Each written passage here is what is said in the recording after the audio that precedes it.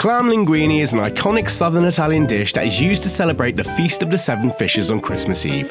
We're going to show you how to create this standout dish so you can celebrate with us too. Here's how to make it. Start with Napolina Olive Oil, your flavorful foundation, then toss in chopped onion, garlic and fresh parsley leaves and a few stalks, followed by a teaspoon of lemon zest, a dash of chili flakes and season with salt and pepper to your liking, then fry over a medium heat until soft for that irresistible southern Italian aroma.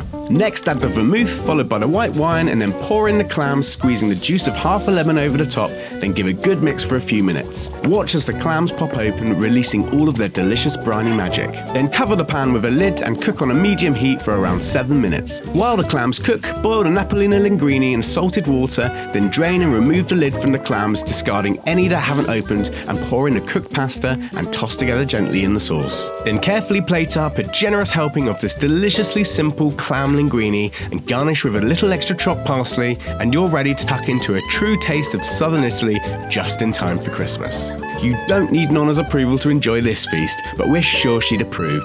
Everyone is welcome at this Christmas Eve feast.